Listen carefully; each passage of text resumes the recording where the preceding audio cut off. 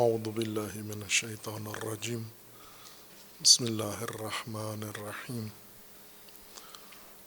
اللہم وفقنا لما تحب وترضى واجعل عاقبۃ امورنا خیرا ولا تکلنا الی انفسنا طرفۃ عین ابدا رب ادخلنی مدخل صدق واخرجنی مخرج صدق واجعل لی من لدنک سلطانا نصیرا۔ سورہ مبارکہ بقرہ آیات کریمہ۔ وَإِن كُنتُمْ فِي رَيْبٍ مِّمَّا نَزَّلْنَا عَلَىٰ عَبْدِنَا فَأْتُوا بِسُورَةٍ مِّن مِّثْلِهِ وَادْعُوا شُهَدَاءَكُم مِّن دُونِ اللَّهِ إِن كُنتُمْ صَادِقِينَ فَإِن لَّمْ تَفْعَلُوا وَلَن تَفْعَلُوا فَاتَّقُوا النَّارَ الَّتِي وَقُودُهَا النَّاسُ وَالْحِجَارَةُ أُعِدَّتْ لِلْكَافِرِينَ۔ اللہ تبارک و تعالیٰ کا فرمان ہے کہ اگر تمہیں ریب ہے، تمہارے اندر ریب ہے، یا تم ریب رکھتے ہو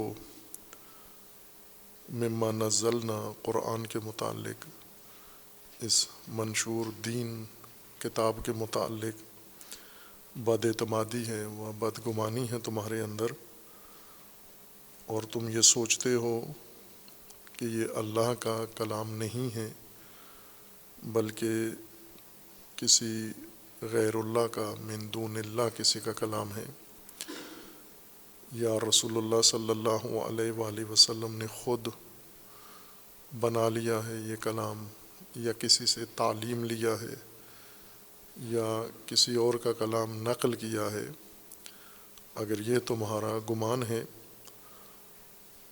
تو اس صورت میں تم اس کا ثبوت پیش کرو، اور ثبوت یہ ہے کہ اگر یہ اللہ کا نہیں ہے، کسی انسان کا ہے، تو پھر آپ کے لیے بھی ممکن ہے، مقدور ہے، ایسا کلام، ایسا منشور، ایسا دستور آپ بھی لا کر دکھاؤ۔ مکمل قرآن کا بھی قرآن کریم میں ہے کہ آپ قرآن کی طرح قرآن لے کر آؤ، قرآن کے اجزاء کی طرح کچھ جز لے کر آؤ، مثل لے کر آؤ جو خصوصیات میں اسی کی مانند ہو، مثلیت اس کے اندر لازمی ہے، یہ مماثلت ہو، جو کچھ خصوصیات اس کی ہیں وہی خصوصیات آپ بھی لے کر آؤ، اور پھر یہ کہو، ثابت کر دو کہ یہ اللہ کا کلام نہیں ہے، چونکہ اس کی مثل غیر اللہ نے لا کر پیش کر دیا ہے۔ لیکن یہ کام تم نہیں کر سکے اور نہیں کر سکتے ہرگز۔ فَاتَّقُوا النَّارَ الَّتِي وَقُودُهَا النَّاسُ وَالْحِجَارَةُ، پس پھر آگ سے بچو جس کا ایندھن انسان ہیں و حجارہ ہیں، اعدت للکافرین، جو کافرین کے لیے آمادہ شدہ ہے، آمادہ کی گئی ہے۔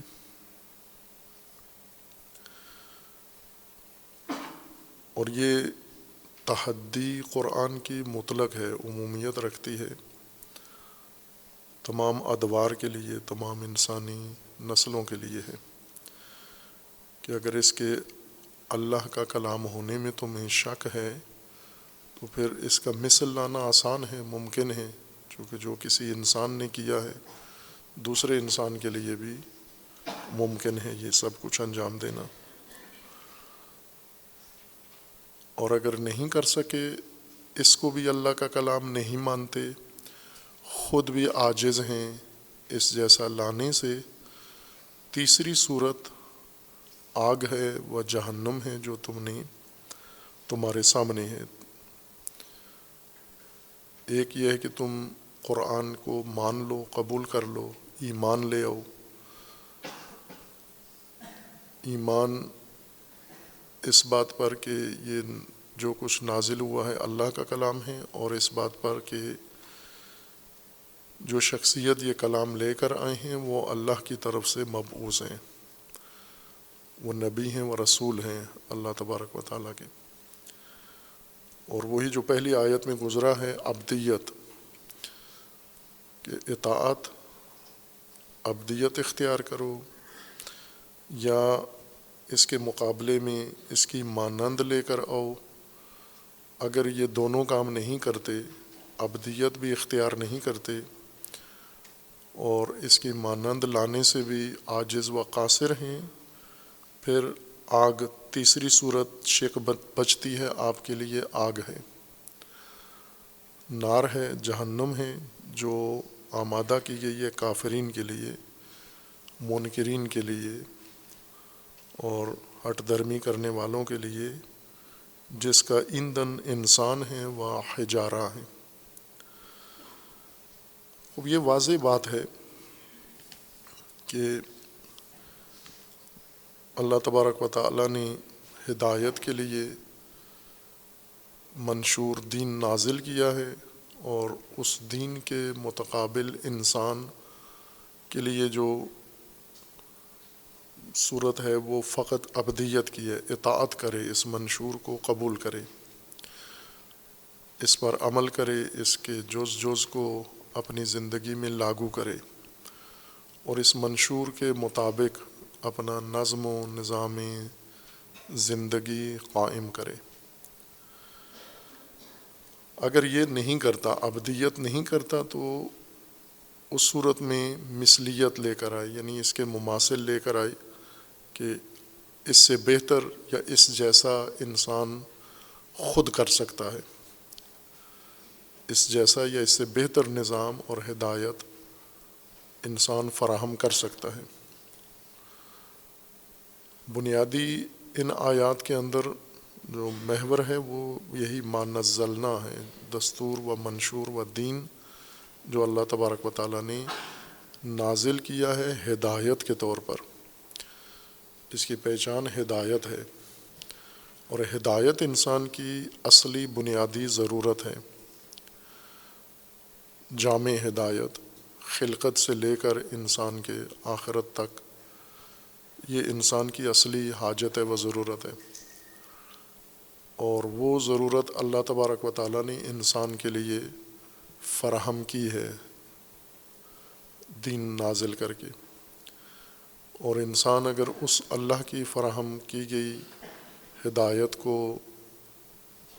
نہیں مان رہا، ریب میں پڑ گیا ہے، تو ریب ہدایت سے دوری کا جواز پیدا نہیں کرتا کہ اگر کسی انسان کے اندر بد اعتمادی آ گئی ہے تو یہ اس کے لیے جواز نہیں ہے کہ وہ اسے چھوڑ دے، مریض کی مانند جو بیمار ہے، سخت مہلک بیماری میں گرفتار ہے، اور علاج کے بارے میں یا طبیب کے بارے میں یا دوا کے بارے میں یا تشخیص کے بارے میں اس کے دل میں بد اعتمادی پیدا ہو گئی ہے۔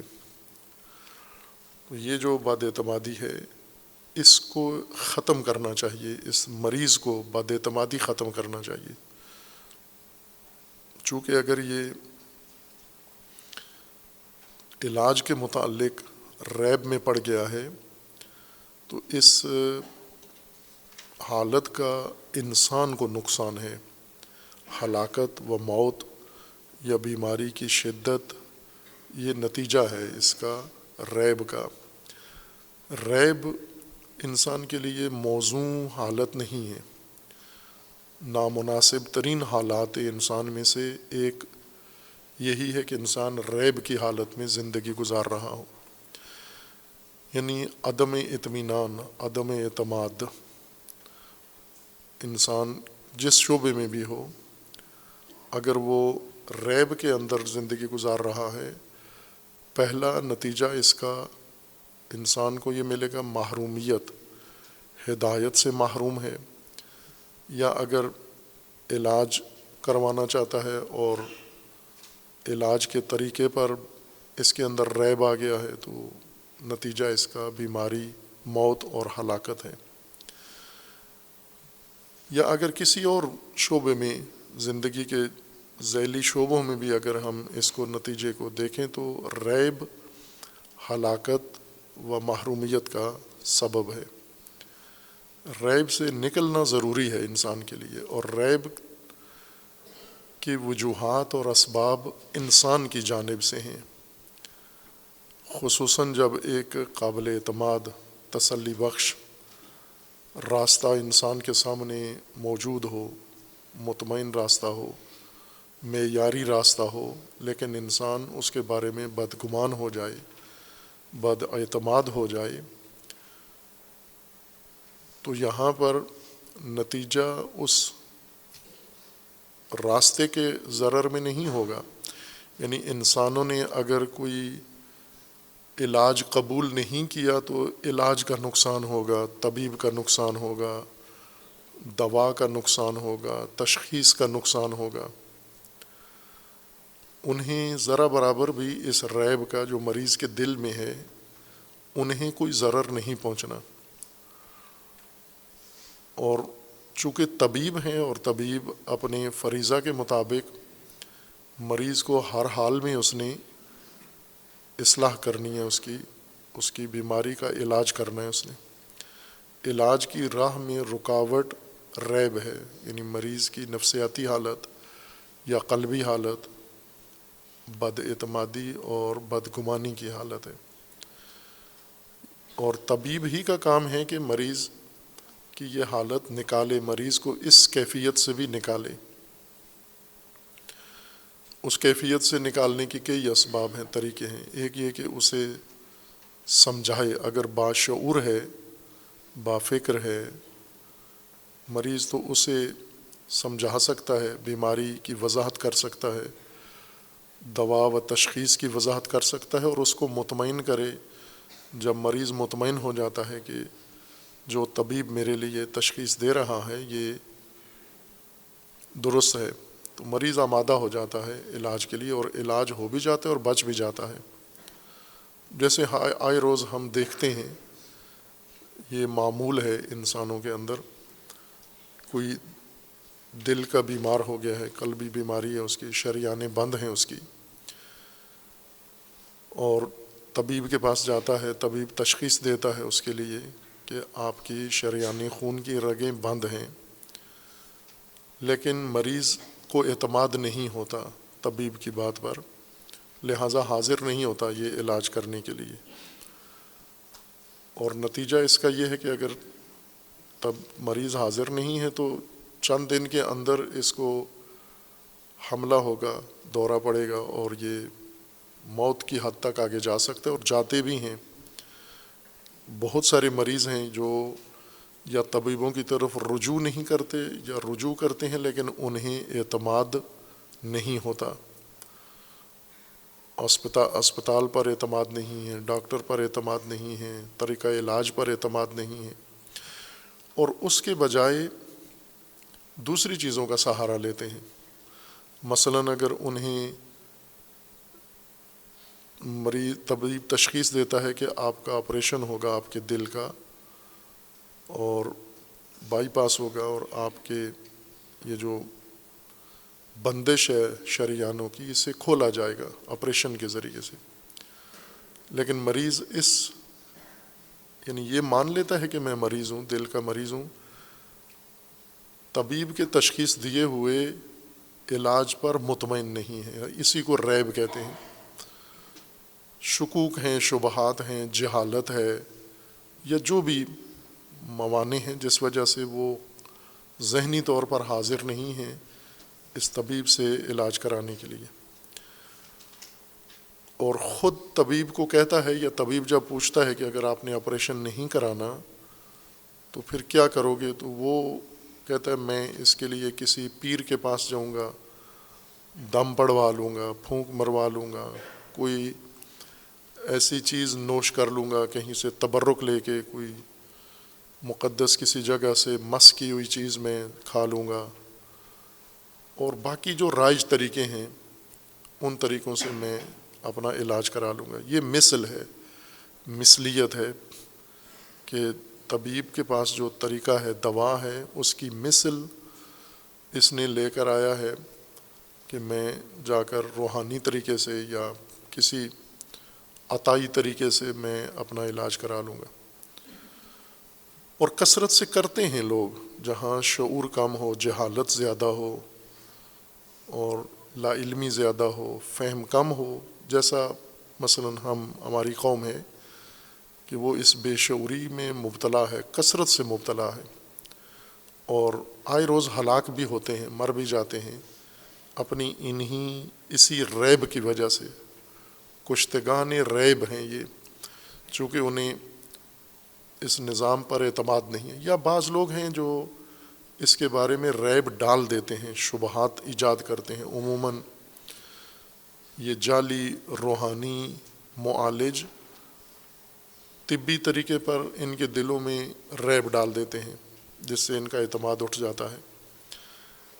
یا ایک اور طریقہ ہے اس وقت رائج، زیادہ تو نہیں ہے لیکن کافی تعداد اس کے اسیر ہیں، ہومیوپیتھی ایک طریقہ علاج ہے۔ یہ زیادہ طبی طریقے کے بارے میں بدگمانی لوگوں کے دلوں میں پیدا کرتے ہیں، چونکہ ان کی طرف رجوع نہیں ہوتا یا ان کا طریقہ لوگوں میں مقبول نہیں ہے زیادہ۔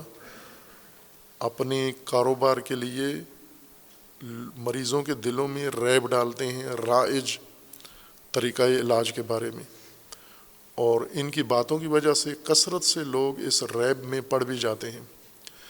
اب یہ جو مریب انسان ہے معرض ہلاکت میں ہے، معرض خطر میں ہے، اور اگر یہ ریب ختم نہ کریں مثلا اس مریض سے اور اس جیسے دیگر مریضوں سے، تو سب کے مرنے کا ڈر ہے۔ اس لیے ضروری ہے کہ ان کی آگاہی بڑھائی جائے، ان مریضوں کی، ان کی حالت دیکھ کر، کیفیت دیکھ کر۔ اگر تو ہٹ دھرم نہیں ہیں، عاقل ہیں، سمجھدار ہیں، فہم و فراست و بصیرت رکھتے ہیں، اور ان کے دلوں میں ریب ڈال دیا گیا ہے، تو ان کو آسان ہے ریب نکالنا ان کے دل سے۔ لیکن اگر یہ ہٹ دھرم ہیں، ضدی ہیں، نافہم ہیں، بے شعور ہیں، ریب نکالنا بہت مشکل ہے ان کے دلوں سے۔ اس کے لیے انہیں ایسی صورتحال سے دوچار کیا جاتا ہے ہٹ دھرم آدمی کو کہ جس میں خود وہ اپنے عجز اور اپنے اس غلط فیصلے یا غلط ذہنیت کی طرف اندر سے متوجہ ہو جائے کہ جیسے میں سوچ رہا ہوں وہ غلط ہے، اور جو مجھے طبیب کہہ رہا ہے وہ درست طریقہ ہے۔ سمجھدار کو، بابصیرت انسان کو متوجہ کیا جا سکتا ہے۔ اسے طبیب جب سمجھاتا ہے، اس کی ٹیسٹ کرواتا ہے، رپورٹیں لیتا ہے، اس کے سامنے رکھتا ہے، وہ مان لیتا ہے کہ یہ ثابت ہو گیا ہے، لہٰذا طریقہ علاج بھی میرا کیا جائے۔ لیکن ہٹ دھرم یہ قبول نہیں کرتا کہ یہ جو آپ کہہ رہے ہو ٹیسٹ میں یہ آیا ہے، میں اس کو نہیں مانتا۔ آپ کہہ رہے ہو آزمائشوں میں یہ ثابت ہوا ہے، میں اس کو نہیں مانتا۔ آپ یہ کہتے ہو میرے دل کی شریانیں بند ہیں، میں اس کو نہیں مانتا۔ آپ کہہ رہے ہو میرے جسم میں کوئی اور حصہ جسم کا، میرا گردہ مثلا ناکارہ ہو رہا ہے، میں اس کو نہیں مانتا۔ مجھے شوگر ہے اور وہ میرے جسم کو نقصان پہنچا رہی ہے، میں اس کو نہیں مانتا۔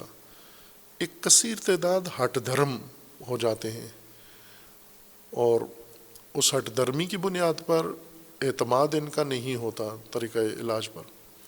ان کو ریب سے نکالنا پہلے ضروری ہے، پھر بعد میں ان کا علاج ممکن ہے۔ کہ جب تک ریب میں ہے، ہٹ دھرمی بھی ہے، ہٹ دھرم کو ریب سے نکالنا دشوار کام ہے، اور اس کے لیے طریقہ کار یہ ہے کہ اسی کے ذریعے سے ثابت کیا جائے کہ تم جو سوچ رہے ہو یہ غلط ہے۔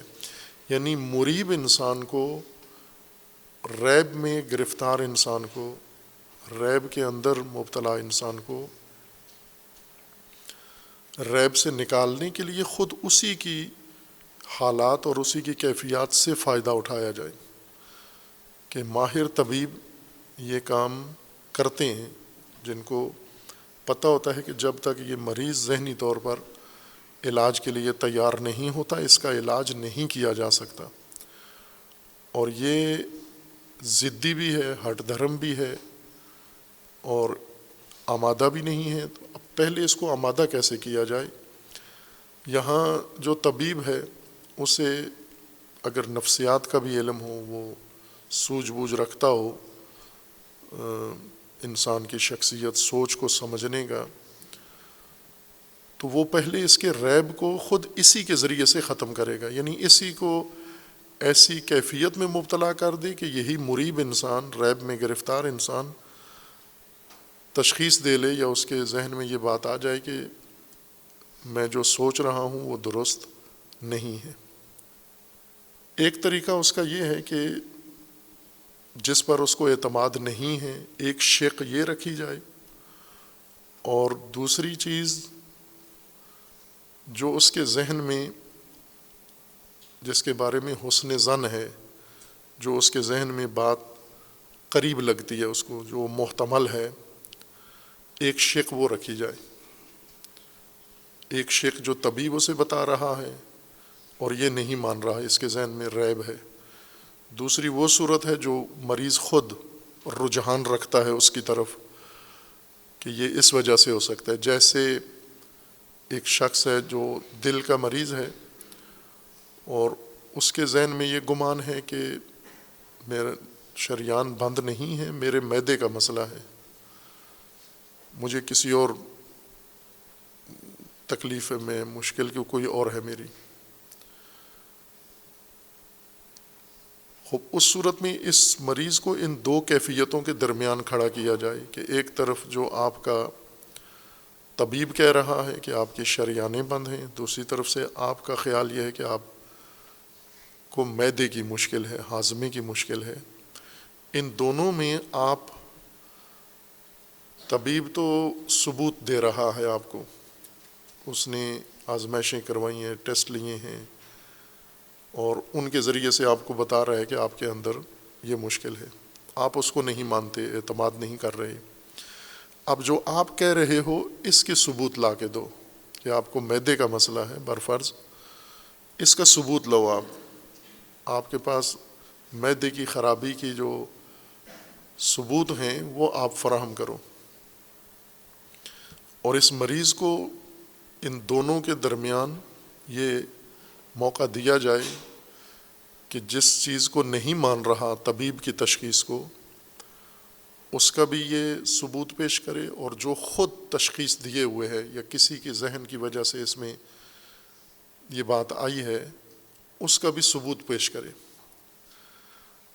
اور مسئلہ اس کی موت و حیات کا ہے، یوں نہیں ہے کہ یہ ایک گفتگو ہے جس میں اس نے اظہار رائے کرنا ہے، اس کی زندگی سے اس کا کوئی تعلق نہیں ہے، فقط ایک قول ہے، زبانی طور پر اس نے اظہار کرنا ہے۔ دونوں صورتوں سے اس کی زندگی اور موت وابستہ ہے کہ یا طبیب جو راستہ بتاتا ہے اس کے ذریعے سے اس کی زندگی بچ سکتی ہے، یا یہ خود جو تشخیص دے رہا ہے اس کے ذریعے اس کی زندگی بچ سکتی ہے۔ اور یہ ضروری ہے اس مریب انسان کو اس طرف آگاہی دینا کہ تیری موت اس بیماری کی وجہ سے یقینی ہے، نجات کے دو راستے ہیں، ایک جو تو خود سمجھ رہا ہے اور ایک طبیب تجھے بتا رہا ہے، ان دونوں میں سے تجھے ایک چننا ہے، ایک کے ذریعے سے اپنی نجات کا انتظام کرنا ہے۔ یعنی یہ مریض کو یہ باور کرانا ضروری ہے کہ اس کی زندگی خطرے میں ہے، ورنہ اگر وہ اس بابت اپنے آپ کو محفوظ سمجھتا ہے کہ میری زندگی کو کوئی خطرہ نہیں ہے، مجھے نہ ہاضمے کی بیماری ہے نہ دل کی بیماری ہے، دونوں صورتوں میں پھر ناممکن ہے اس کو نہ طبیب کی مشورے پر عمل کرے گا نہ اپنے طریقہ علاج سے علاج کرے گا، دونوں طریقوں کو چھوڑ دے گا، چونکہ وہ اپنے آپ کو مریض ہی نہیں سمجھتا، جاہل ہے۔ یہ اس طبقے میں چلا جاتا ہے جن کے بارے میں قرآن نے پہلے فرمایا ہے سواء علیہم اانذرتہم ام لم تنذرہم لا یؤمنون ختم اللہ علی قلوبہم، یہ اس طبقے میں، اور ظاہر ہے کہ اس کو پھر ہدایت کرنی ہی نہیں ہے، اس کو انذار نہیں کرنا، اللہ تبارک و تعالیٰ نے ہدایت روک لی ہے اس سے، چونکہ اس کے اندر آمادگی نہیں ہے۔ ظاہر ہے ایسے شخص کو طبیب کچھ بھی نہیں کر سکتا، اسے صرف اسپتال سے اٹھا کے باہر پھینک دے، اس کے ساتھیوں کے حوالے کر دے کہ اسے لے جائیں، اس کا علاج نہیں ہو سکتا، یہ لا علاج ہے، ناقابل علاج ہے یہ۔ لیکن اگر وہ یہ مانتا ہے کہ میری تکلیف تو ہو رہی ہے مجھے، لیکن اس تکلیف سے نجات کا نسخہ وہ نہیں ہے جو طبیب بتا رہا ہے، وہ ہے جو یہ خود تشخیص دے رہا ہے، یا اس کا پیر اس کو بتا رہا ہے، یا اس کا مرشد اس کو بتا رہا ہے، یا اور کوئی عطائی اور ایسا مکار جاہل جس نے اس کو اس راہ پر ڈال دیا ہے کہ اس طریقے سے اپنا علاج کرو، تو اس کو جب زندگی کا خطرہ محسوس ہو رہا ہو اور اس کے سامنے دو راستے ہوں، دو میں سے اپنے راستے کی تائید میں اس کو ثبوت کے لیے مامور کریں آپ۔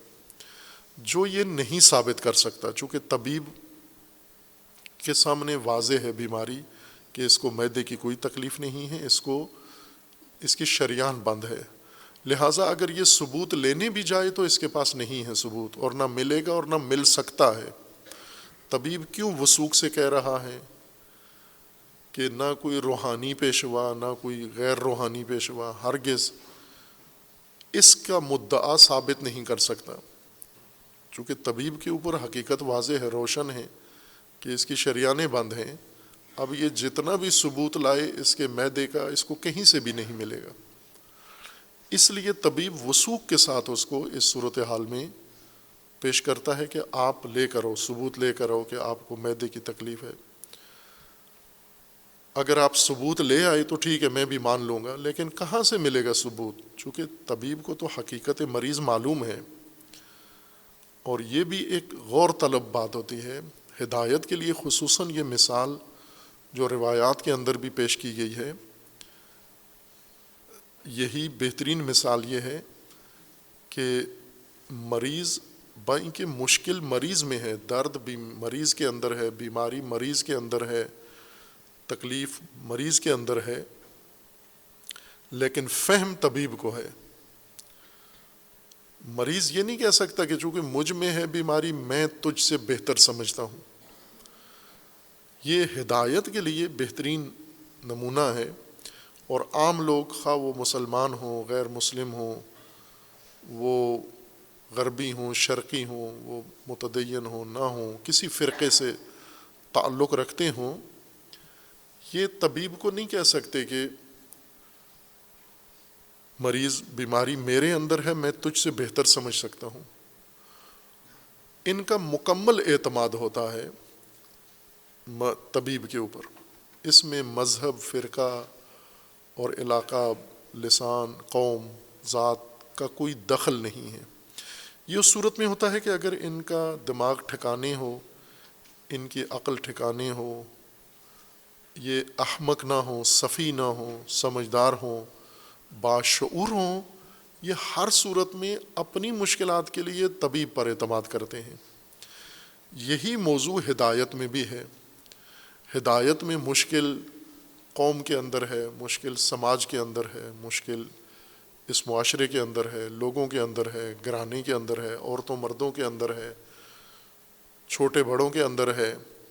ان کی مشکل یہ نہیں سمجھتے، بیماری ان کے اندر ہے، لیکن تشخیص اس نے کرنی ہے جس کو اللہ تبارک و تعالیٰ نے ان کا ہادی بنایا ہے، طبیب بنایا ہے، رائے حل اس کے پاس ہے، اور ان کو اس پر اعتماد کرنا چاہیے جس طرح طبیب پر اعتماد کرتے ہیں۔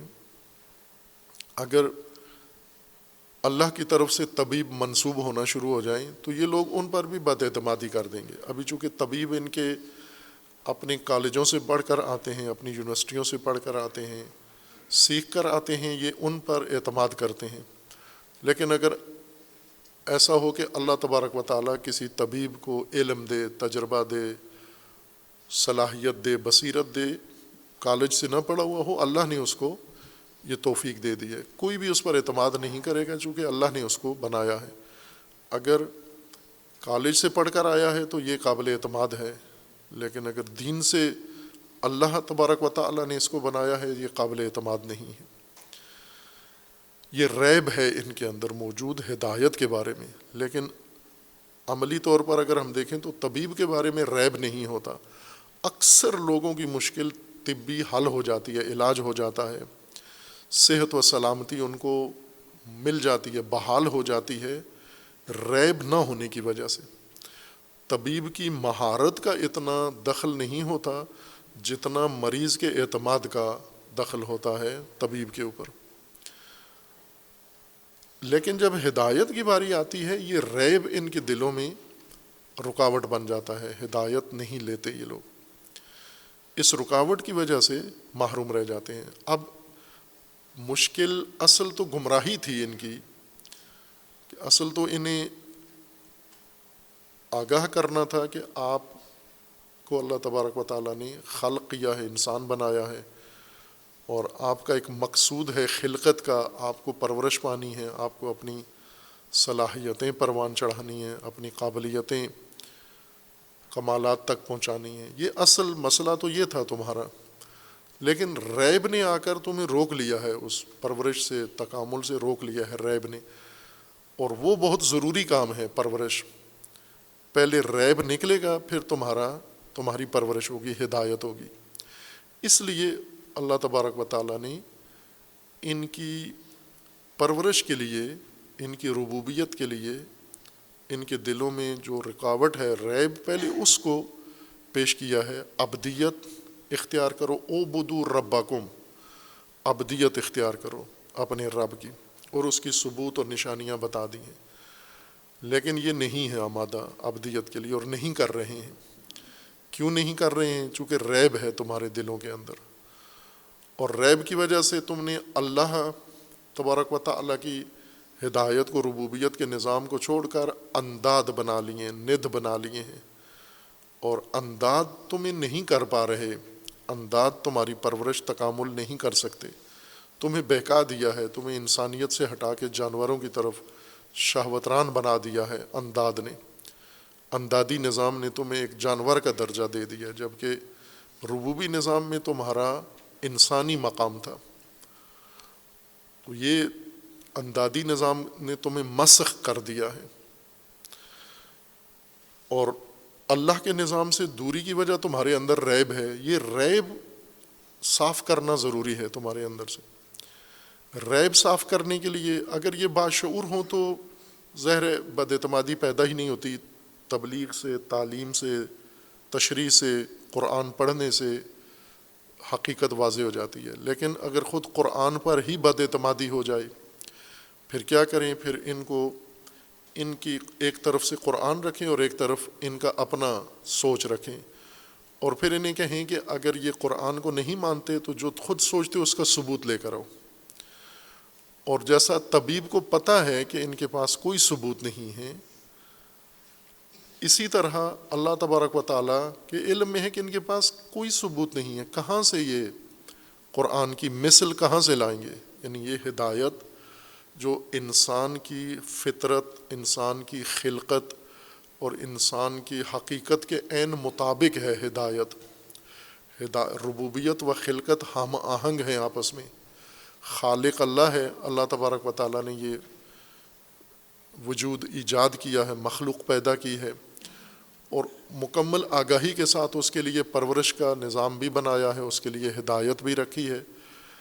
اب یہ نہیں مان رہے اس کو، تو آپ اس جیسا کوئی لے آئیں جس میں یعنی یہی باریکیاں ہوں، یہی حقیقتیں ہوں، کہ انسان کی تمام حقیقت آپ کے مثل کے اندر موجود ہوں، تشریح انسان کی یہی ہو، حقیقت انسان کی واضح ہو، مقصد انسان کا واضح ہو، اور ہر چیز کی پرورش کے لیے اس کے پاس یہی قرآن ہی کی طرح وضاحت موجود ہو، تمہارے پاس بھی وہی چیز موجود ہو۔ یوں نہیں ہے کہ قرآن ہی کی چیزوں کو پکڑ کے اپنا منشور بنا کے پیش کر دیں، وہ تو قرآن کا ہوگا۔ قرآن کے سے ہٹ کر من دون اللہ اپنی طرف سے لو، بیچ میں کوئی حوالہ قرآن کا نہیں ہونا چاہیے، جو اللہ کا نظام ہے اس کا کوئی حوالہ نہیں ہونا چاہیے، اللہ کی ربوبیت کا کوئی ریفرنس نہیں ہونا چاہیے، ورنہ تو نقالی ہو جائے گی، جعلی کام کرو گے۔ اپنی طرف سے من دون اللہ، یہ منبع اس چیز کا دون اللہ ہو، اللہ کے علاوہ، اللہ کے سوا، اس سے اسناد کر کے لے کر آؤ، اور یہ اگر لے آئے آپ، ٹھیک ہے، اس صورت میں آپ کو حق بنتا ہے قرآن کو جھٹلانے کا، چونکہ آپ لے آئے ہیں قرآن جیسی ہی ہدایت لے آئے ہیں، اسی باریکی کے ساتھ، اسی لطافت کے ساتھ اور اسی جامعیت کے ساتھ یہ ہدایت آپ لے آئے ہیں۔ نہ کہ قرآن کہہ رہا ہے کہ ہم نے ایک جملہ عربی بنایا ہے، تم ایک عربی جملہ اتنا فصیح بنا کے لے آؤ۔ یہ تو انسانوں کا آپس میں مقابلے ہوتے ہیں، ٹھن جاتی ہے ایک انسان، مثلا ایک انسان آواز نکالتا ہے، دوسرے کو کہتے تم بھی ایسی آواز نکال کے دکھاؤ۔ ایک انسان اچھلتا ہے، دوسرے کو کہتے تم بھی اتنا اچھل کے دکھاؤ۔ یہ تو انسانوں کے آپس میں مارکے ہیں کہ جو میں نے کیا وہ تم بھی کر کے دکھاؤ۔ اللہ تبارک و تعالیٰ نے یہ انہیں فرمایا ہے کہ یہ اللہ کی طرف سے ہے ہدایت، اس کے بارے میں تمہارے دلوں میں ریب آ گیا ہے، وہ اب آپ لے آؤ، لیکن اس میں شرط یہ ہے کہ دون اللہ ہو، اللہ کے علاوہ جو ما سوا اللہ ہیں ان سے یہ سب کچھ بنوا کے لاؤ۔ اگر دعویٰ تمہارا یہ ہے کہ یہ اللہ کے علاوہ کسی نے بنایا ہے تو آپ بھی پھر بنا لو یہ، اور یہ نہیں کر سکو گے آپ۔ لم تفعلوا ولن تفعلوا، کیوں اتنی وثوق سے کہا گیا ہے لم تفعلوا ولن تفعلوا؟ اب ہم تفسیروں میں دیکھتے ہیں تو عجیب و غریب اس کے بارے میں گمان، حدسیات کہ کسی نہ کسی طریقے سے ہم اس مطلب کو معقول کر کے ظاہر کریں کہ انہوں نے نہیں کیا، چونکہ معاملہ فصاحت کا ہے، مقابلہ فصاحت میں ہے، تو فصاحت تو ہو سکتی ہے، بنائی جا سکتی ہے، پھر کیوں ابھی تک نہیں بنائی؟ اس کے بارے میں کئی پھر دلائل گھڑنا شروع کر دیے کہ یا فصاحت قرآن کریم کی اتنی عالی ہے جو دوسرے عاجز ہیں اس سے، اور کوئی نہیں لا سکا، نہ لا سکتا ہے۔ کیوں نہیں لا سکتا؟ چونکہ اللہ تبارک و تعالیٰ ان کو روک دیتا ہے قانون صرف کے تحت، یعنی جب بھی کوئی کام کرنے آتے ہیں تو خدا انہیں منصرف کر دیتا ہے۔ اگر اللہ رکاوٹ نہ ڈالے تو یہ فصاحت میں لے آئیں گے قرآن کی مثل۔ خوب اس طرح سے نظریات پھر بنا لیے گئے ہیں کہ مقابلہ چونکہ فصاحت کا ہے، اس وجہ سے فصاحت، کیوں فصاحت قرآن کی طرح کی فصاحت آج تک پیدا نہیں ہوئی؟ خوب اول تو یہ ہے کہ ہے، موجود ہے، فصاحت کم نہیں ہے مختلف لغتوں کے اندر۔ مثلا ابھی اگر کسی ادیب کو بتائیں کہ قرآن اور نہج البلاغہ میں سے بتائی کون زیادہ فصیح ہے، اسے نہ بتائیں یہ قرآن ہے اور یہ نہج البلاغہ ہے، صرف ایک خطبہ نہج البلاغہ کا اور ایک سورہ قرآن کا رکھیں تو وہ یقیناً کہے گا نہج البلاغہ زیادہ فصاحت ہے اس کے اندر۔ یا دیگر ادیب جنہوں نے فصاحت، جن کے فصاحت نصاب بن چکی ہے اور ہر زبان کے اندر ہیں، مثلاً آپ، اور قرآن تو زبان کی بھی قید نہیں لگا رہا نا، مطلقہ کہہ رہا ہے انسانوں کو، کسی بھی دور کا انسان، کسی بھی نسل کا انسان وہ قرآن کی مثل و مانند لے کر آئے، اور اس کے لیے شرط نہیں ہے عربی کی۔ ہم فارسی میں جا کر دیکھیں، اس قدر فصیح بلیغ فارسی متون ہیں کہ لوگ ان کے بارے میں مبالغے کرتے ہیں کہ بعض اوقات انہیں کہتے ہیں کہ یہ بشر کا کلام نہیں ہے، جیسے نہج البلاغہ کے بارے میں کہا جاتا ہے کہ یہ کلام بشر سے مافوق ہے اور کلام خالق سے نیچے ہے۔ یہ اللہ تبارک و تعالیٰ کے احترام میں کہتے ہیں کہ خالق کے کلام سے نیچے ہے، بشر کے کلام سے اوپر ہے۔ یعنی نہج البلاغہ فصاحت کے اس درجے پر ہے کہ کہا جاتا ہے کہ بشر اتنی فصاحت نہیں دکھا سکتا، وہ یہ بشر ہی نے تو دکھائی ہے یہ فصاحت۔ فارسی میں ایسے متون موجود ہیں جن کے بارے میں یہی کہا گیا ہے کہ ایک بشر اتنی فصیح بات نہیں کر سکتا، یہ حتماً الہام ہوا ہے، اس فصیح شاعر کو یا ادیب کو کوئی چیز الہام ہوئی ہے۔ خوب یہ باتیں فصاحت و بلاغت میں نہیں ہے، یہ مارکا ہدایت میں ہے کہ انسان کی ہدایت ایک اللہ کی طرف سے ہے، اور جن کے ریب ہے وہ بتائیں کہ انسان کی ہدایت کے لیے اور کیا آپ کے پاس منبع ہے، ذریعہ ہے، اور یہ نہیں لا سکتے آپ۔ لم تفعلوا ولن تفعلوا، ہرگز ناممکن ہے یہ کرنا آپ کے لیے۔ یہ اس بنیاد پر نہیں ہے کہ ان کو اللہ روک دیتا ہے ورنہ یہ مل کے سارے کر، چونکہ قرآن کی تحدی یہ ہے کہ آپ اکیلے کرو، مل کے کرو، سارے شہداء مل کے کرو، تمام جن و انس مل کے کرو۔ یہاں تک ہے کہ اگر انسان ناکافی ہو جاتے ہیں، جنوں کو بھی ساتھ ملا لو، تمام مخلوقات کو ملا لو، من دون اللہ جو کچھ ہے. جیسے آج انسان نے ایک مصنوعی ذہانت بنا لی ہے، مصنوعی ہوش، جس سے ڈر بھی رہے ہیں، خود بنا بھی رہے ہیں، اور خوف سے لرز بھی رہے ہیں کہ یہ مصنوعی ہوش کیا کرے گی انسان کے ساتھ، انسان کو نابود کر دے گی. لیکن یہ مصنوعی ہوش بھی مدد کے لیے لے آئی. انسان سارے، جن سارے، اور یہ مصنوعی ہوش، آرٹیفیشل ہوش، یہ بھی شامل کر لیں اس کے اندر. اور کیا لائیں؟ نہ فصاحت میں جملہ لائیں، انسان کی پرورش، انسان کی خلقت، انسان کی ہدایت، انسان کے تکامل اور انسان کی زندگی کا یہ جامع نقشہ، تمام باریکیوں کے ساتھ، تمام حقیقتوں کے ساتھ، یہ سارا پیش کریں، سارے مل کے پیش کریں. لم تفعلوا ولن تفعلوا، یہ نہیں کر سکتے آپ، اس لیے کہ یہ لانے کے لیے خالق ہونا ضروری ہے. قرآن کریم جیسی ہدایت لانے کے لیے رب ہونا ضروری ہے، وہ خالق ہونا ضروری ہے، اور وہ نہیں ہے تمہارے اندر، نہ رب ہو نہ تم خالق ہو، پس یہ تمہارے لیے ممکن نہیں ہے. یہ صرف قرآن کا دعویٰ ہو یہ کافی نہیں ہے. یہ اس صورت میں دلیل بنتی ہے کہ وہ خود شخص جو گمراہ ہے، ریب میں مبتلا ہے، اسے اس کے بارے میں مجبور کیا جائے، یا اسے اس کے سامنے لا کھڑا کیا جائے کہ یا قرآن کو تسلیم کرو یا قرآن جیسی چیز لے کر آؤ. اور قرآن جیسی تو نہیں لے کر آؤ گے، اور ادھر سے تم ابدیت کے لیے بھی تیار نہیں ہو، اطاعت کے لیے بھی، قرآن ماننے کے لیے بھی تیار نہیں ہو، مثل لانے کی بھی تمہارے اندر صلاحیت نہیں ہے. پھر تیسری صورت ہے نار اور آگ، جہنم ہے. یوں نہیں کہ یہاں صرف یہ ثابت ہو جائے گا کہ آپ نہیں لا سکے، جیسا عموماً کہا جاتا ہے کہ آج تک نہیں لا سکے. خوب جو نہیں لا سکے کدھر گئے؟ یہ ہوا کیا ان کے ساتھ اور ہوگا کیا؟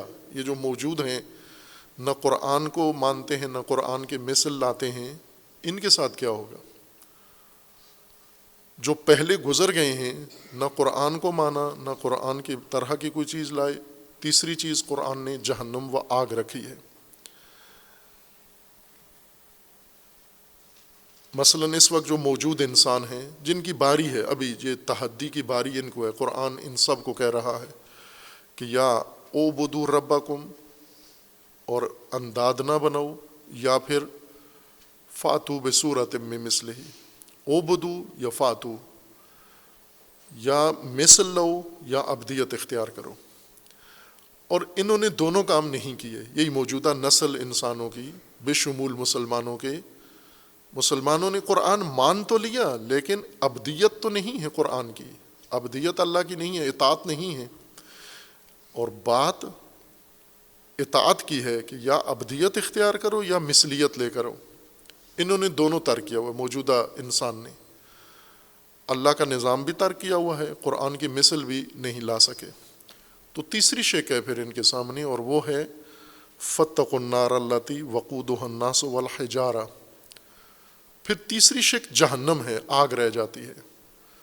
پس ایک مثلث ہے، ایک سراہا ہے تمہارے سامنے، یا ابدیت رب کی، یا مثلیت قرآن کی، یا پھر احراق در نار، جہنم کا لقمہ بننا اور ایندھن بننا، جہنم کا ایندھن بننا. یہ تیسرا آپ کے پاس راستہ رہ جاتا ہے. خوب اب آسان ہے، قرآن نے بہت واضح نقشہ بیان کر دیا ہے کہ جو قرآن اللہ تبارک و تعالیٰ کی نظام ربوبیت اور نظام ہدایت کی پیروی بھی نہیں کرتے، ابدیت بھی نہیں کرتے، اور مثلیت سے بھی عاجز ہیں، تو پھر تیسری صورت یہ ہے کہ یہ اہل جہنم ہیں. وہ جہنم بھی جو قرآن جس کو پیش کر رہا ہے، آگ، نار، جس کے ایندھن ہیں یہ، یعنی اسی کیفیت میں ریب ہو قرآن پر بد اعتمادی، مثل لانے سے عاجزی، اس سے تیسری جو شکل زندگی کی نکلتی ہے وہ ہے ایندھن.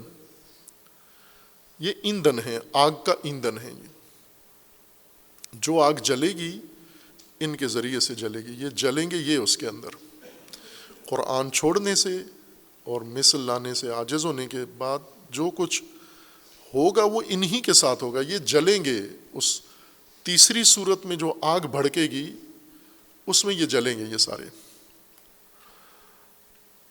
اور یہاں پر بھی اب جو قرآن شک بتا رہا ہے، مفسرین نے اس کو رخ موڑ دیا، ادھار کر دیا انہوں نے کہ یہاں تو کچھ بھی نہیں ہوگا، آپ ابدیت بھی چھوڑ چکے ہو، مثلیت سے بھی عاجز ہو، پھر زندگی گزارو، معمول کے مطابق زندگی گزارو. آپ مرو گے، مرنے کے بعد پھر ایک جہنم ہے، آگ ہے، اس کے اندر ڈال دیے جاؤ گے. اس آگ میں جلنے سے فائدہ کیا ہوگا؟ کیا اس آگ نے ہمیں کچھ بچا دینا ہے؟ آگ نے سکھا دینا ہے کچھ؟ یعنی اس سزا کا نتیجہ کیا نکلے گا؟ کیا یہاں کی کمی دور ہو جائے گی اس سے؟ اصل مقصود تو انسان کو ہدایت تک پہنچانا ہے. مقصود انتقام لینا نہیں ہے انسان سے. اللہ اور انسان خالق و مخلوق ہیں، دو مقابل کے ٹکر کی ہستیاں وجود نہیں ہیں. ہم عموماً اگر دیکھیں تشریع دین میں انسان اور رب ایک دوسرے میں دو برابر کی طاقتیں ہیں کہ اللہ انسان سے کچھ کروانا چاہتا ہے، انسان بالکل ماننے کے لیے تیار نہیں ہے. پھر اللہ انہیں سمجھاتا ہے، وہ سمجھتے نہیں ہیں. اللہ انہیں ڈراتا ہے، وہ ڈرتے نہیں ہیں. اللہ پھر انہیں دھمکاتا ہے، وہ دھمکی میں نہیں آتے. وہ بالکل سرے سے اللہ کو سیریس لیتے ہی نہیں ہیں اور اپنی زندگی اپنی ڈگر پہ جا رہے ہیں، اور اللہ بگاڑ بھی کچھ نہیں سکتا ان کا. یہ اپنی مرضی کے مطابق، اپنے منشا کے مطابق، اپنے جی کے مطابق رہ بھی رہے ہیں. یہ عموماً جو صورتحال ہے وہ یہ ہے. اب یہاں اللہ نے زندگی میں تو کچھ نہیں بگاڑا ان کا، نعوذ باللہ. کیا کرے گا؟ خوب اللہ نے کہا ٹھیک ہے، یہاں تم اپنا جو کرنا ہے کر لو، مرنے کے بعد میں تم سب کو سزا دوں گا ان جرائم کی جو یہاں کیے ہیں، ان جرائم کی. خوب ان جرائم کی وہاں ہمیں سزا دے کے کیا ہوگا؟ ہم ٹھیک ہو جائیں گے؟ نہیں. کیا ہوگا؟ یہ جو تم دنیا میں جو کچھ کر رہے ہو اور اللہ کو غصہ آ رہا ہے، تمہارے اوپر غضب آ رہا ہے، یہ اللہ اپنا غضب ٹھنڈا کرے گا. جس طرح کوئی حریف آپس میں جب مقابلے میں آتے ہیں، ایک حریف دوسرے کو نقصان پہنچاتا ہے، اس کے دل میں ایک غضب، شدت، غصہ بھرا ہوا ہوتا ہے دن رات، اور وہ اس پوزیشن میں ہوتا ہے کہ کسی طرح میں بدلہ لے لوں، کسی طرح میں انتقام لے کے ایسی ہی چوٹ اس کو بھی لگا دوں تاکہ میرا دل ٹھنڈا ہو جائے. یہ انسانوں کے مابین صورتحال ہے. خالق و مخلوق میں ایسا نہیں ہے. یوں نہیں ہے کہ یہ مخلوق سرکش خالق کے مقابلے میں ہو گئی ہے اور خالق کا ان پر بس نہیں چل رہا، رب کا ان پر کنٹرول ختم ہو گیا، نعوذ باللہ. جس طرح کی عموماً ہم دین کی تشریح کرتے ہیں، قرآن کی تشریح کرتے ہیں، اس سے نہایتاً یہی ثابت ہوتا ہے کہ اللہ کی رٹ قائم نہیں ہے انسانوں کے اوپر. انسان مکمل طور پر باغی ہو گیا ہے اور اس نے اعلان کر دیا ہے اور اللہ کچھ کر بھی نہیں سکتا. انسان کا اختیار سے نکل گیا ہے. اب یہ تو حقیقت کے خلاف ہے. انسان اور غیر انسان کسی صورت میں بھی اللہ تبارک و تعالیٰ کی قدرت سے، اللہ تبارک و تعالیٰ کے حکم سے، اللہ تبارک و تعالیٰ کے نظام سے ایک لحظے کے لیے نہیں نکل سکتے. خوب پھر یہ جاری صورتحال کیا ہے یہ؟ اور جس طرح آپ نے جہنم کو تفسیر کی ہے، یہ تو انسانی خصائل والا ایک جذبہ لگتا ہے کہ یہاں کچھ نہیں کر سکتے، وہاں آئیں گے آپ کو گھیر کے وہاں پر آگ میں پکڑ کے ڈال دیں گے، جلتے رہو گے، وہاں جلتے رہو. خوب اس جلنے سے کیا ہوگا؟ یہ جلنے والے کو کچھ اس کا ثمر پہنچے گا یا جلانے والا اس کو کیا تشفی اور تسلی مل رہی ہے ان کو جلا کر؟ اس طرف عموماً نہیں، ہمارے مفسرین اس بحث کی طرف نہیں آتے. اب اللہ تبارک و تعالیٰ کا فرمانا ہے کہ ہم نے اپنے عبد پر نازل کیا ہے ہدایت آپ کے لیے منشور، آپ اس کو اپناؤ، یہ عبدیت ہے. نہیں اپناتے ہو، ریب ہے اگر تمہارے اندر، تو پھر مثل لے کر آؤ. مثل لانے سے تم عاجز ہو. لم تفعلوا ولن تفعلوا، ہرگز اور کسی زمانے میں نہیں لا سکتے آپ. نہ لا سکنے کی وجہ یہ ہے کہ مثل، پہلے قرآن کو سمجھو کہ ہے کیا چیز، پھر آپ سوچو کہ مثل کیا بنتی ہے قرآن کی. نہ کہ فصاحت میں قرآن کی مثلیت نہیں مانگ رہے، ہدایت میں، حقیقت قرآن میں، وہ جو قرآن آپ کے پاس لے کر آیا ہے آگاہی، وہ مثلیت چاہیے، اس کے اندر چاہیے، اور وہ نہیں کر سکتے آپ. کیوں نہیں کر سکتے؟ چونکہ وہ خالق اور رب کر سکتا ہے. وہ جو خالق نہیں ہے، رب نہیں ہے، وہ نہیں کر سکتا. بے شک نبی ہو، بے شک رسول ہو، بے شک امام ہو، بے شک کچھ بھی ہو، وہ اگر خالق و رب نہیں ہے وہ نہیں لا سکتا. قرآن جیسی کوئی چیز ایک سطر نہیں لا سکتا. اس کے لیے یہ درجہ ہونا ضروری ہے، خالق اور رب ہونا ضروری ہے. خوب، اگر یہ بھی نہیں کیا تو پھر کیا ہے؟ پھر نار ہے، جہنم ہے. یہ کون سی جہنم ہے؟ انتقامی جہنم ہے. جس طرح یہاں کسی کو حکم دیا جاتا ہے، سرکشی کرتا ہے، غصہ آتا ہے، پھر اس کو سزا دی جاتی ہے، سزا دینے سے سزا دینے والے کا دل تھوڑا ٹھنڈا ہو جاتا ہے. تو یہ تو شایان خدا نہیں ہے، یہ تو اللہ نہیں ہے، یہ تو مخلوق کی صفت ہے. اور اللہ بری ہے مخلوق کے صفات سے. اللہ کو غضب نہیں چڑھتا اس طرح جیسے انسان کو چڑھتا ہے، اللہ کو غصہ نہیں آتا جیسے انسان کو آتا ہے، اللہ انتقام نہیں لیتا اس طرح سے جیسے انسان لیتا ہے انتقام ایک دوسرے سے. پھر یہ عذاب، یہ جہنم، یہ سب کیوں بنایا ہوا ہے ان غلط لوگوں کے لیے، سرکشوں کے لیے؟ قرآن اس کو یہ نہیں کہہ رہا کہ یہ ہماری طرف سے ایک انتقامی کارروائی ہے، ہم اپنا دل ٹھنڈا کریں گے تمہیں مار کے، تمہیں جلا کے. اول تو انسان اور اللہ کا مقابلہ، تقابل درست نہیں ہے. خالق و مخلوق ہیں، اور خالق کا دل ٹھنڈا ہو مخلوق مار کے، مخلوق کو عذاب دے کے. یہ تصور ہی نہیں کرتے عموماً، اس بات میں اتنا اپنے آپ کو زحمت میں نہیں ڈالتے کہ ہم اس کو درست تصور کریں کہ شکل بن کیا رہی ہے. بھلے ایک حکمران کے مخالف لوگ ہو سکتے ہیں، پھر وہ حکمران ان کو سزا دلواتا ہے، تشدد کرواتا ہے، مرواتا ہے، کافی لاشیں گرا کے پھر ٹھنڈا ہو جاتا ہے کہ میں نے ان کو سبق سکھا دیا ہے. آیا اللہ تبارک و تعالیٰ یہ سلاطین و حکمرانوں کی طرح ہے کہ سرکش عوام کو جہنم میں ڈال کے تسلی کر لے گا کہ دیکھا اس وقت میری بات نہیں مانتے تھے، آج میں نے آج پکڑے گئے، دنیا میں نہیں پکڑ سکتا تھا آپ کو، یہاں پکڑے گئے ہو. تو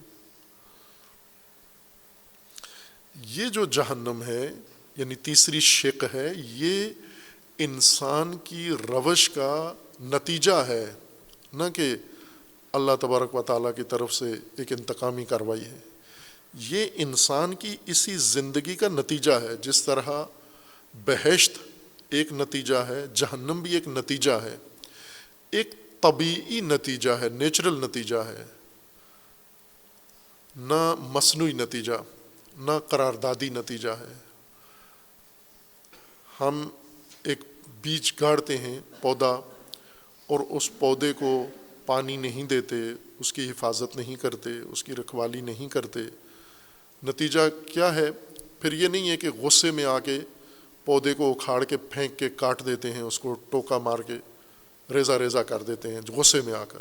یہ تو کوئی بھی نہیں کرتا باغبان.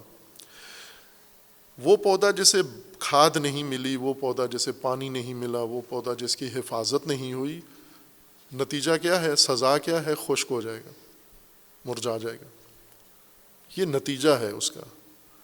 نہ کہ اسے الگ سے مقدمہ چلایا جائے گا، پھر اسے توڑ مروڑ کے بھوسا بنا کے پھینک دیا جائے گا کہ تجھے کہا تھا وہاں پر سبز ہونا ہے، سبز نہیں ہوا، لہٰذا اب ہمارے انتقام کا نشانہ بنا ہے. یہ تو ایک طبیعی نتیجہ ہے کہ کھاد نہیں ملی، پانی نہیں ملا، زمین نہیں ملی، حفاظت نہیں ملی، خشک ہو گیا. یہ خشک ہونا یہ نتیجہ ہے. یہ جہنم ہے اس پودے کے لیے. اور دوسری طرف سے ایک پودا ہے، کاشت کیا ہے، اس کو ساری چیزیں دی گئی ہیں، مہیا کی گئی ہیں، سرسبز ہے، پھل دے رہا ہے. یہ کیا ہے؟ یہ ثواب و اجر باہر سے مارکیٹ سے خرید کے نہیں دیا گیا. یہ جو درخت کے اوپر پھل لگا ہوا، یہ نتیجہ ہے اس کا اپنا رشد کا، پرورش کا. اس نے جو پرورش پائی ہے، اور ماحول پرورش کا ملا ہے، نظام پرورش میں اس نے پرورش پائی ہے، یہ نتیجہ ہے، طبیعی نتیجہ ہے اس کا۔ انسان بھی اسی طرح سے ہے، ہدایت بھی انسان کے لیے، ہدایت کا ایک طبیعی نتیجہ ہے، اس کا نام ہے جنت، بہشت رکھا گیا ہے۔ اور ایک انسان کی زندگی کا ایک طرز زندگی کا نتیجہ ہے جہنم و نار، وہ بھی انسان کی زندگی کا ایک نتیجہ ہے۔ نہ یہ کہ اللہ تبارک و تعالیٰ نے انسان کو نظر میں رکھا ہوا ہے، جس طرح حکمران یا پولیس مجرمین ڈھونڈ رہی ہوتی ہے، وہ چھپے ہوتے ہیں، ان پر پولیس کا ہاتھ نہیں ہوتا۔ جیسے آج کل پنجاب کے بعض علاقوں میں پولیس آپریشن کر رہی ہے، یا دہشت گرد ہیں، پاکستانی فوج اور اداروں کے ہاتھ نہیں آ رہے، یہ چاہتے ہیں ان کو ختم کریں لیکن نہیں کر سکتے۔ تو اس طرح تو اللہ کی ذات عاجز نہیں ہے کہ انسان کو دنیا میں سزا دینے سے، یا اول تو یہ سزا بنتی ہی نہیں ہے، رب کی طرف سے، مخلوق کو خالق کی طرف سے یہ سزا، انتقامی سزا، جذبے والی سزا، دل ٹھنڈا کرنے والی سزا، اپنا غصہ نکالنے والی سزا، خوب یہ تو خالق و مخلوق کے تعلق میں آتی ہی نہیں ہے۔ خالق نے جو نظام بنایا ہے مخلوق کے لیے، اس کے نتائج رکھے ہیں، وہ نظام ہے اور نتیجہ ہے، یہ نتائج نکلیں گے، ان نتائج کو نار کہا گیا ہے۔ لہٰذا وہ تیسری شک نتیجہ ہے، خوفناک نتیجہ، آتشین نتیجہ ہے۔ فَإِن لَمْ تَفْعَلُوا وَلَن تَفْعَلُوا فَاتَّقُوا النَّارَ الَّتِي وَقُودُهَا النَّاسُ وَالْحِجَارَةُ، آگ ہے جس کے ایندھن انسان ہے۔ خوب یہ خود دلیل ہے، یہ آگ جس میں جلیں گے انسان، کون سے انسان؟ جن کو اوپر خطاب کیا گیا ہے، ایھا الناس اعبدوا ربکم، وہی ناس۔ ناس اگر ابدیت اختیار کریں، خوب یہ ناس ایک نتیجے پر پہنچیں گے۔ یہ ناس اگر ابدیت بھی اختیار نہیں کرتے، ریب میں پڑ جاتے ہیں، شبہات میں پڑ جاتے ہیں، اور بد اعتمادی، بدگمانی میں پڑ جاتے ہیں، اور ابدیت بالکل چھوڑ دیتے ہیں، مثلیت بھی لانے سے عاجز ہیں، تیسری صورت کیا ہے کہ اب ایک آگ اسی ترک ابدیت سے ایک آگ بھڑکے گی جس میں یہ خود جلیں گے، یہی ناس جلیں گے، جنہوں نے ترک ابدیت کیے یہی جلیں گے اس آگ کے اندر۔ کیوں جلیں گے؟ نہ کہ باہر سے آگ لگائی جائے گی، یہ وقود اس کا خود ہوں گے، آگ انہی سے بھڑکے گی، آگ بھڑکانے والے بھی یہی ہیں، اس آگ میں جلنے والے بھی یہی ہیں۔ خوب یہاں ایک اور الجھن مفسرین کی راستے میں آ گئی ہے، یعنی اول تو فاتقوا النار التی وقودها الناس، تقوی یہاں اپنے اصلی معنی میں اگر لیں تو معنی دیکھیں، اور تقوی جو رائج معنی ہے ڈرو، تقوی قرآنی معنی میں یعنی حفاظت۔ اب ایک راستہ ابدیت کا تھا، دوسرا مقابلہ تھا مثلیت کا، دونوں ترک کر گئے، اور تیسری شک ہے آگ ہے تمہارے سامنے، اب اس سے محفوظ بھی رکھو۔ پھر کیا انتظام ہے آپ کے پاس آگ سے محفوظ رکھنے کا؟ اب آگ کون جلائے گا؟ آگ تم خود ناس نے جلانی ہے۔ کیوں؟ ترک ابدیت سے۔ ترک ابدیت دوسری صورت آگ ہے، اس آگ سے تو محفوظ رکھنا ہے اپنے آپ کو، یہ تقوی ہے۔ اتقو، اس آگ سے محفوظ رکھو اپنے آپ کو۔ اگر ابدیت چھوڑ دیے تو اب کوئی انتظام کرو آگ سے محفوظ ہونے کا۔ کون سی آگ؟ جو تم نہیں جلائی ہے، وقودها الناس۔ لیکن بعد میں ہے حجارہ، اور حجارہ کا معنی ہے پتھر، یعنی اس جہنم میں انسان جلیں گے اور پتھر۔ سوال یہ ہے کہ پتھر بھی انسان کی طرح مجرم ہوں گے؟ پتھروں کو کیوں جلایا جائے گا؟ پتھروں کا کیا قصور ہے؟ کیا پتھروں کو بھی کہا گیا تھا کہ آپ مثل لے کر آؤ قرآن کا، یا قرآن کی ابدیت اختیار کرو؟ یا پتھروں کو کہا گیا ہے کہ ان کنتم فی ریب مما نزلنا علی عبدنا، یہ کنتم میں پتھر بھی شامل ہیں، یعنی انسانوں اور پتھروں دونوں ہمارے عبد پر نازل ہونے والے قرآن کو قبول کرو۔ اگر ریب ہے تو پھر مثل لو، مثل نہیں لائے تو پھر آگ میں جلو گے۔ تو انسان بھی نہیں لا سکے اور نہیں لا سکتے، پتھر بھی ناکام رہے، لہٰذا پتھروں کو بھی آگ میں جلاؤ اور انسانوں کو بھی جلاؤ۔ یہ پتھر کیوں جل رہے ہیں بیچ میں؟ یہاں آ کے پھر مشکل بن گئی ہے۔ اور اس مشکل کے لیے راستے مختلف نکالے گئے ہیں، بہت زحمت، بہت ظاہر قرآن کریم میں اس طرح کی جب آیات آتی ہیں تفسیر طلب جن کے معنی اس طرح سے انہیں اپنی تفسیروں کے مطابق نہیں سیدھے لگتے، تو بہت علماء کو محنت کرنا پڑتی ہے، اور کی ہے انہوں نے کہ یہ پتھر بت ہیں، اصل وہ ہر پتھر نہیں ہے، بلکہ وہ پتھر جو بتوں کے طور پر مورتیاں بنائی گئی تھیں، یہ وہ پتھر ہیں، یا یہ وہ پتھر ہیں جو انسانوں کو کہا گیا ہے کہ پتھر ہیں یہ کل حجارہ، یا جنہیں انسانوں کو پتھر بنا دیا، جیسے بعض پیروں کی کرامت میں ہوتا ہے کہ ان کا مرید نافرمان ہو گیا تو انہوں نے اس کو چٹان بنا دیا، اس طرح کے پتھر ہیں جو اللہ کے حکم سے نافرمان سارے پتھر بن جائیں گے، پھر ان پتھروں کو جلایا جائے گا اس میں۔ پھر جتنا آگے بڑھتے گئے تو وہ اتنا ہی حقیقت سے دور ہوتے گئے۔ پتھر کیوں جلیں گے؟ پتھر کا ایندھن، انسان کا جلنا تو سمجھ میں آتا ہے کہ انسان کیوں جلے گا، چونکہ ابدیت چھوڑ دی ہے اس نے، اللہ نے اس کو پیدا کیا ہے، اللہ نے اس کی پرورش کے لیے نظام بنایا ہے، اور اللہ نے اسے کہا ہے کہ اب جو اللہ نے نظام بنایا اس کی اطاعت کرنی ہے، اس نے چھوڑ دی۔ اس زندگی کا کیا نتیجہ ہوگا جو اللہ نے بنائی ہے اور اللہ نے اس کے لیے اہتمام کیا، اور انسان نے اس کو چھوڑ دیا کہ ویسی نہیں گزارتا میں زندگی، جیسے میرا رب کہہ رہا ہے میں ویسے نہیں گزاروں گا، جیسے میرا نفس کہہ رہا ہے میں ویسے زندگی گزاروں گا۔ خوب اس زندگی کا نتیجہ کیا ہوگا؟ آگ۔ کون جلے گا؟ خود یہی ناس جنہیں خطاب کیا جا رہا ہے یا ایھا الناس اعبدوا، یہی ناس ہیں، آگ کا ایندھن بنیں گے۔ پتھر بیچ میں کیوں جلیں گے؟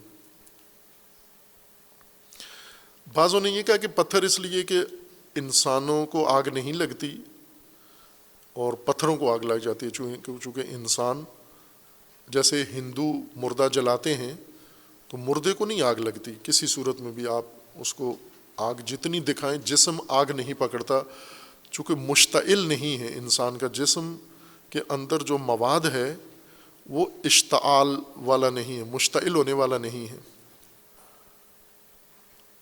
لیکن بعض چیزیں مشتعل ہو جاتی ہیں، جیسے پیٹرولیم میں مشتعل ہو جاتا ہے، تیل جل جاتے ہیں، اور لکڑیاں، بھوسا، ہر چیز جلتی ہے، انسان نہیں جلتا، جانور نہیں جلتا، مشتعل مواد نہیں ہے اس کے وجود میں۔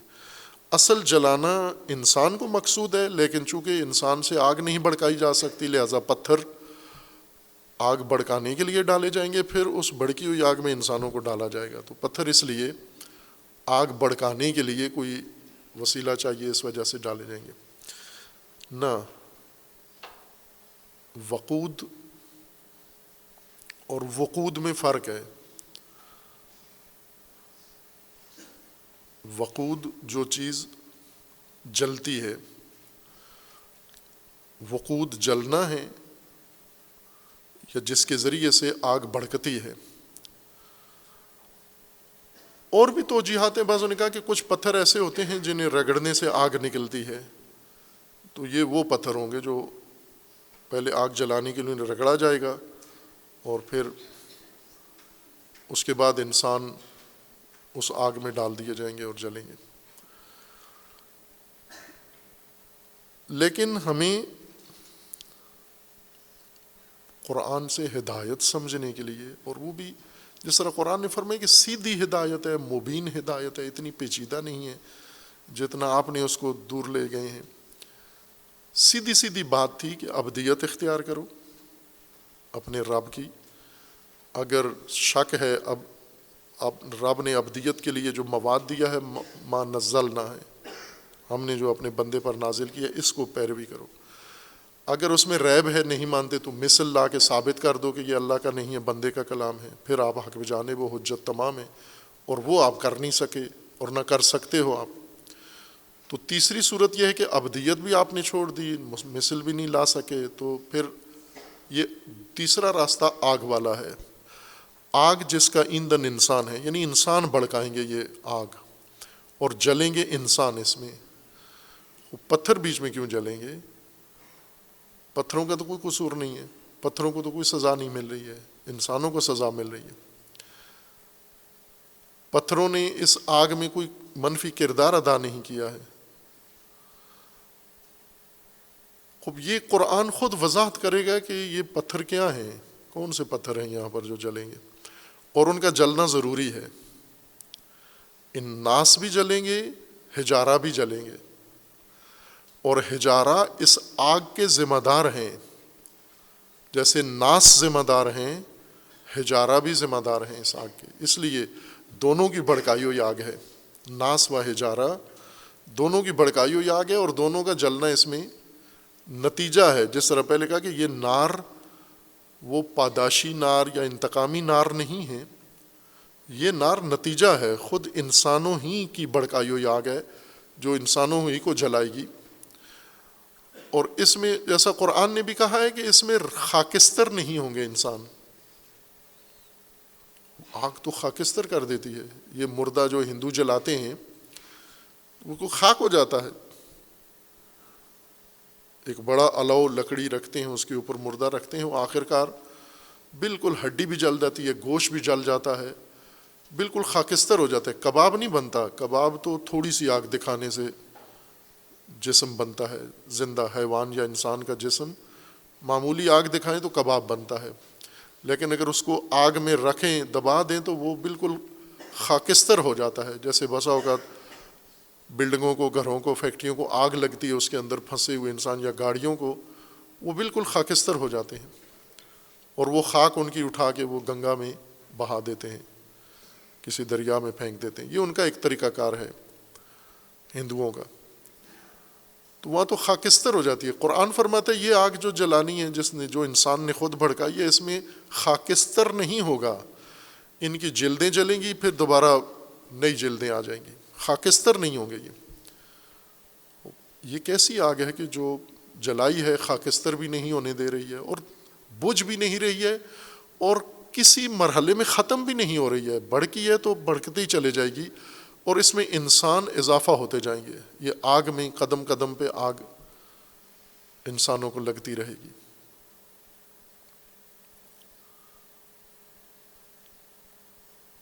اور پتھر اس میں نہ آگ لگانے کے لیے، قرآن نے ان کو کس دلیل سے پتھروں کو آگ لگانے کے لیے شامل کیا ہے، چونکہ اور کوئی ذریعہ نہیں تھا۔ اگر اللہ کی جلائی ہوئی آگ ہے تو پتھر کی محتاج نہیں ہے، وہ تو ویسے پتھر آگ پکڑ سکتا ہے تو انسان بھی آگ پکڑ سکتا ہے، یہاں تو کوئی ایسی مجبوری نہیں ہے۔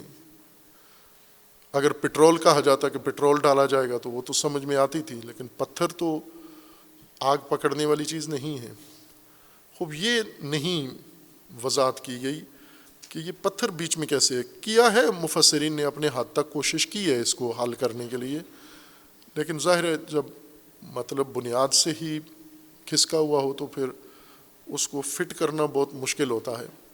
اگر قرآن کی ترتیب سے چلے ہم تو وہ سیدھی بات ہے، بالکل روان بات ہے، الجھی ہوئی نہیں ہے، کسی جگہ مشکل بنتی نہیں ہے کہ اس کو حل کیا جائے۔ ہم یہ بعد میں انشاءاللہ بیان کریں گے۔ صلی اللہ علیہ محمد۔